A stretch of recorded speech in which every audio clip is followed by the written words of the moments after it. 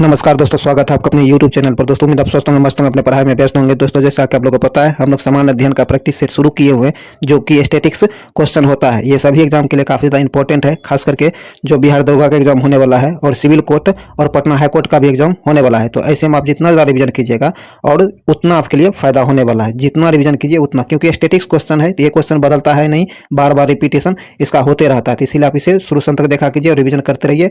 और इस वीडियो को लाइक शेयर जरूर कर दीजिए। अभी तक आप हमारे चैनल को सब्सक्राइब नहीं किए तो सब्सक्राइब करके घंटी दबा लीजिए, ताकि आने वाली वीडियो का नोटिफिकेशन आपको आसानी से मिल सके।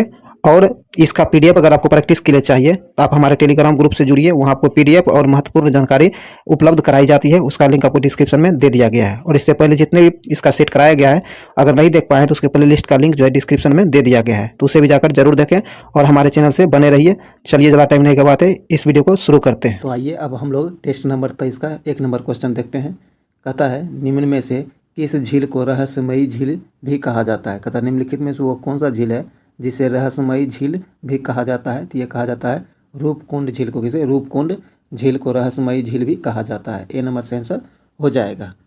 चलिए आगे है, सूची 1 को सूची 2 से मिलान करना है। तो आइए देखते हैं। कहता खाद्य उत्पादन वृद्धि। क्या है? खाद्य उत्पादन वृद्धि ये किस क्रांति से संबंधित है? तो ये संबंधित है आपको हरित क्रांति से। किससे? हरित क्रांति से। तो ये एक से मिल जाएगा।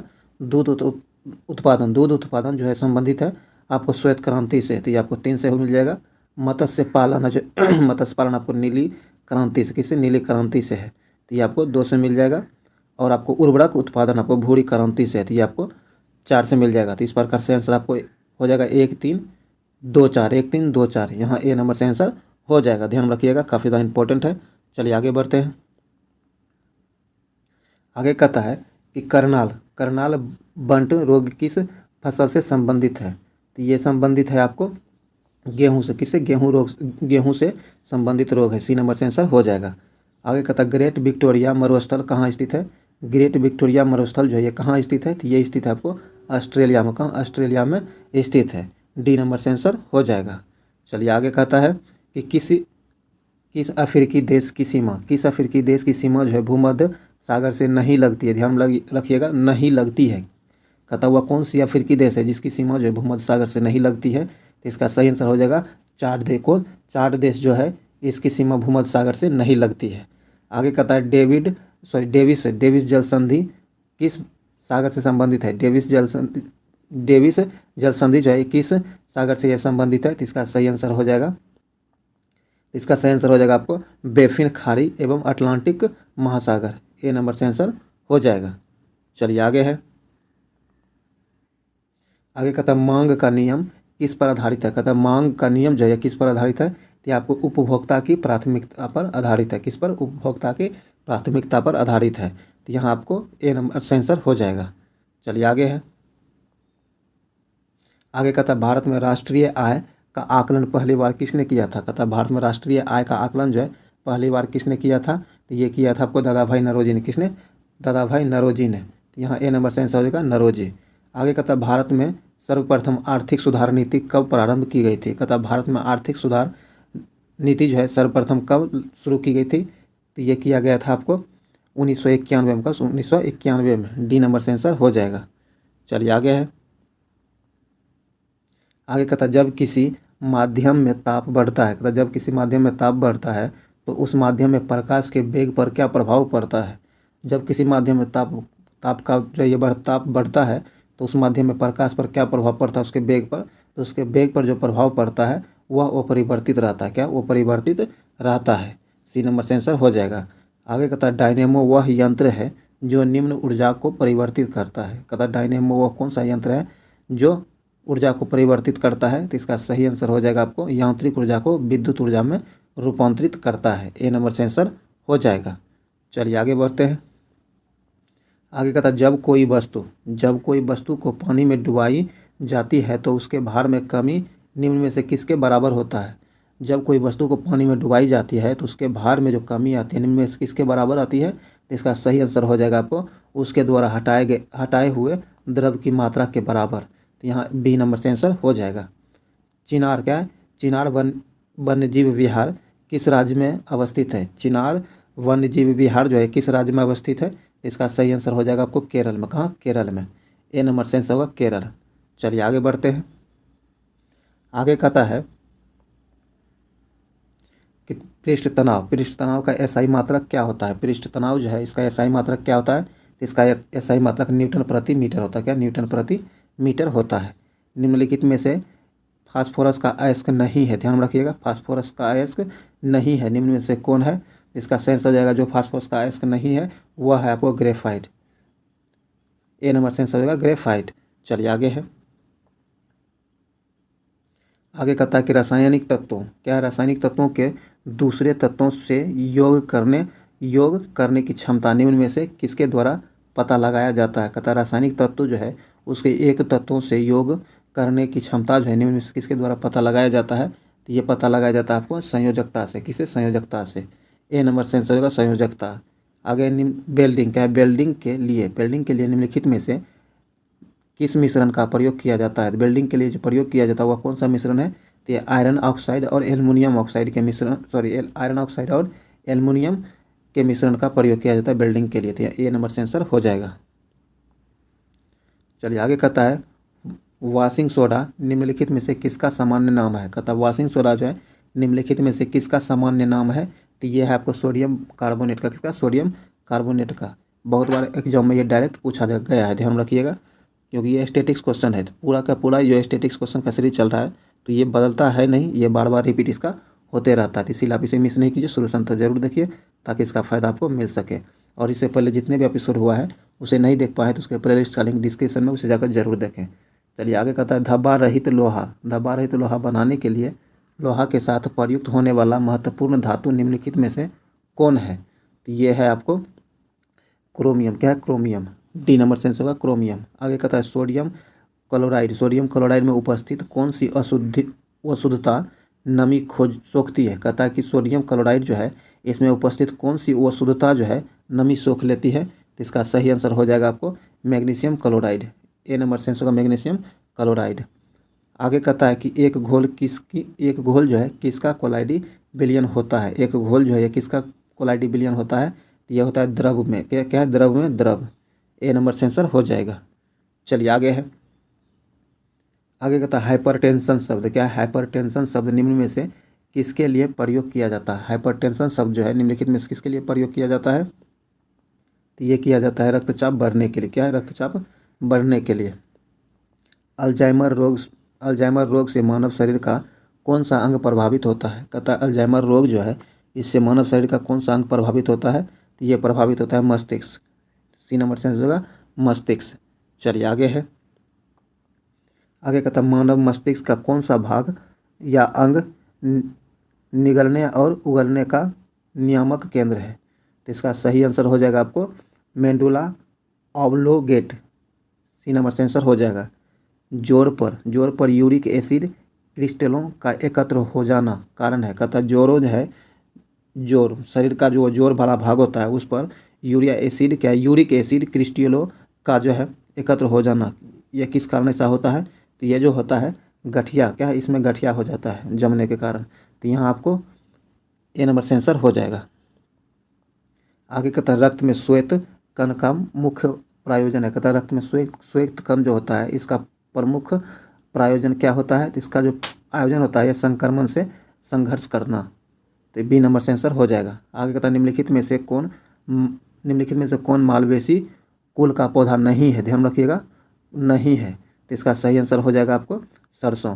बी नंबर से आंसर होगा सरसों। आगे कहता है निम्नलिखित में से लोधी राजवंश के संस्थापक कौन था। लोधी वंश जो था इसका संस्थापक कौन था। तो इसका सही आंसर हो जाएगा बहलोल लोधी। ए नंबर से आंसर होगा बहलोल लोधी। चलिए आगे है। आइए सूची एक को सूची दो से मिलान करना है। तो आइए देखते हैं। कहता है कि पेशवा जो है ये आपको मिल जाएगा पूना से। कहाँ से, पूना से।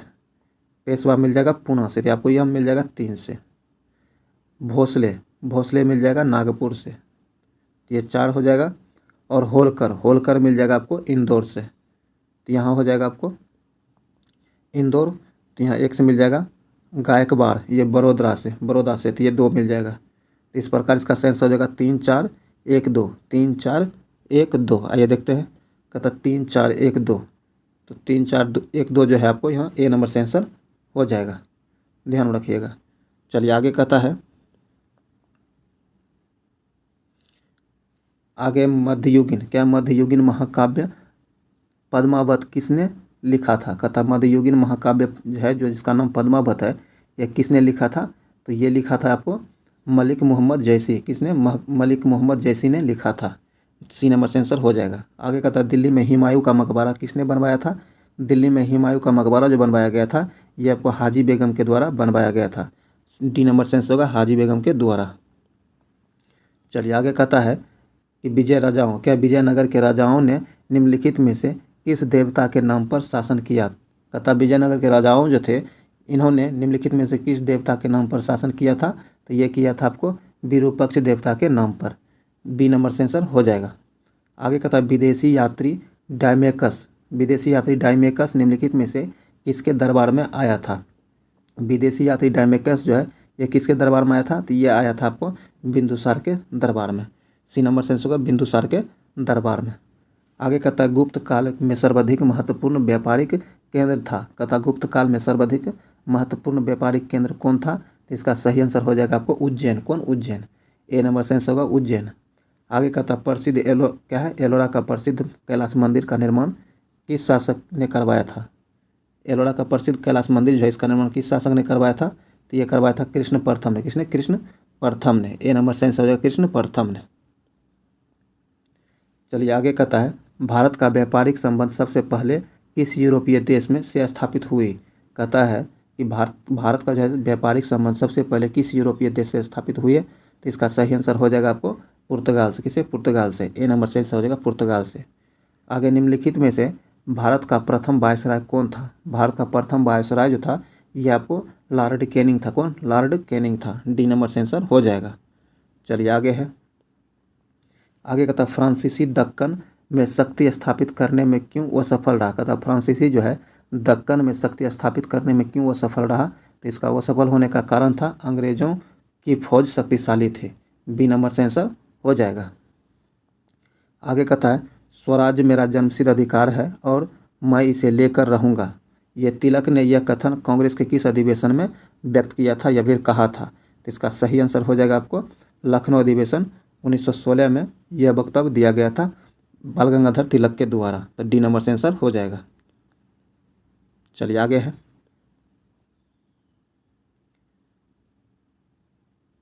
आगे कहता है, महात्मा गांधी द्वारा दक्षिण अफ्रीका में प्रकाशित की गई पत्रिका का नाम था। कहता है कि महात्मा गांधी जो थे, इनके द्वारा दक्षिण अफ्रीका में प्रकाशित की गई पत्रिका का नाम क्या था? तो इसका नाम था आपको इंडियन ओपिनियन। क्या? Indian opinion. डी नंबर से आंसर हो जाएगा। आगे कहता संविधान सभा की प्रमुख समितियां अल्पसंख्यक उप समिति के अध्यक्ष थे। तो ये थे आपको एच.सी. मुखर्जी। बी नंबर से आंसर हो जाएगा। चलिए आइए, सूची 1 को सूची 2 से मिलान करना है। कहता है नागरिकता जो है, ये आपको किससे मिल जाएगा? नागरिकता आपको भाग 2 में दिया गया। किसमें? भाग 2 में दिया गया है, तो 1 से मिल जाएगा। पंचायती, क्या है?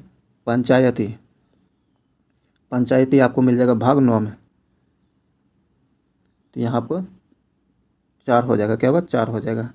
उसके बाद राजभाषा आपको भाग 17 में है, तो 2 से मिल जाएगा। और सहकारी समिति भाग 9 के क में दिया गया था, 3 से मिल जाएगा। तो इस प्रकार इसका सही आंसर हो जाएगा 1 4 2 3। तो यहाँ आपको सी नंबर से आंसर हो जाएगा। चलिए आगे है, आगे कहता निम्नलिखित में से किस अनुच्छेद में यह वर्णित है कि कोई भी भारतीय नागरिक किसी अन्य देश से बिना राष्ट्रपति के आज्ञा की कोई उपाधि स्वीकार नहीं कर सकता है? कहता निम्नलिखित में से वह कौन सा अनुच्छेद है जिसमें यह वर्णित किया गया है कि कोई भी भारतीय नागरिक किसी अन्य देश से बिना राष्ट्रपति की आज्ञा के कोई भी उपाधि स्वीकार नहीं कर सकता है? तो इसका सही आंसर हो जाएगा आपको अनुच्छेद 18 में। किसमें? अनुच्छेद 18 में। बी नंबर से आंसर हो जाएगा। आगे कहता मौलिक अधिकार के संबंध में निम्नलिखित में से कौन सा कथन सही नहीं है? ध्यान रखिएगा, सही नहीं है।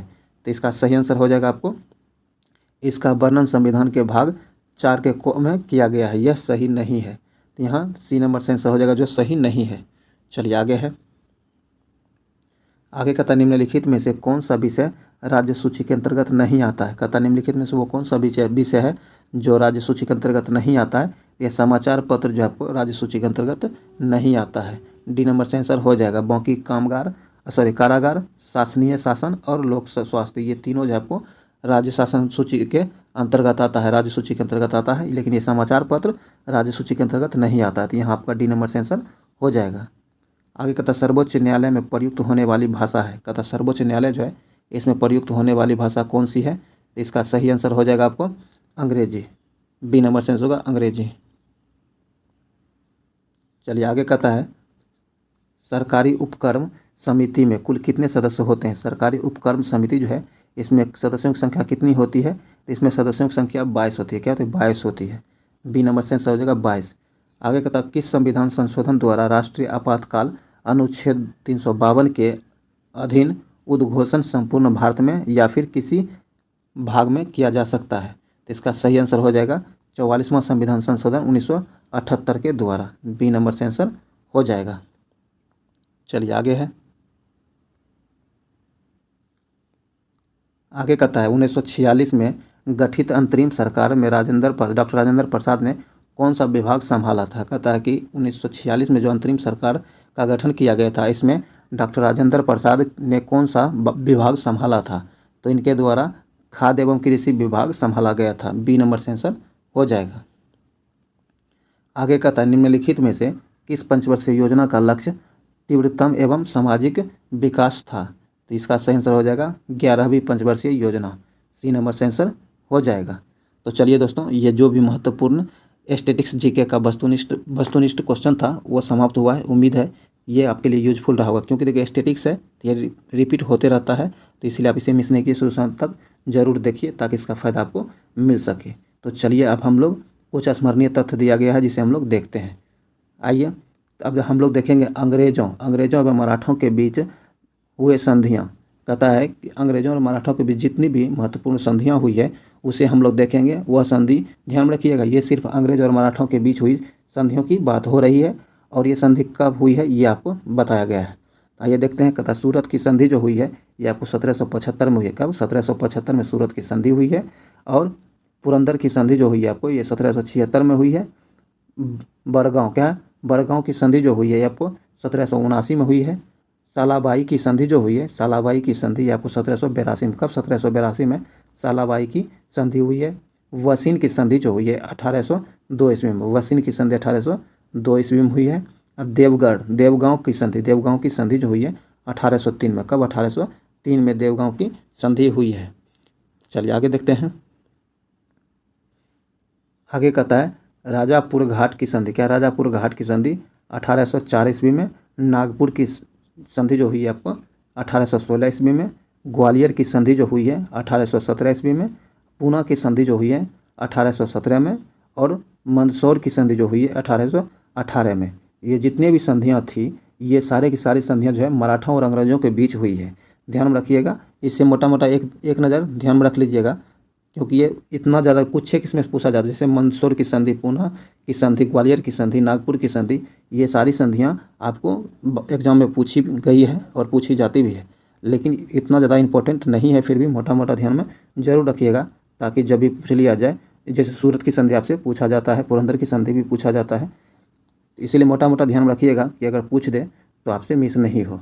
तो चलिए, उम्मीद है वीडियो आपके लिए यूजफुल रहा होगा। अगर यूजफुल रहा तो इसे लाइक शेयर जरूर कर दीजिए और अभी तक चैनल सब्सक्राइब नहीं किया तो सब्सक्राइब करके घंटी दबा लीजिए और ऑल नोटिफिकेशन सेलेक्ट कर लीजिए ताकि आने वाली वीडियो का नोटिफिकेशन आपको आसानी से मिल सके। तो दोस्तों, अभी तक अगर हमारे टेलीग्राम ग्रुप से नहीं जुड़े हैं तो उसका लिंक जो है डिस्क्रिप्शन में दे दिया गया, उसे जाकर जरूर ज्वाइन करें, क्योंकि इसका PDF और महत्वपूर्ण जानकारी जो है आपको वहीं पर अवेलेबल कराया जाता है। तो चलिए इस वीडियो को यहीं समाप्त करते हैं, मिलते हैं अगले वीडियो में, तब तक के लिए जय हिंद।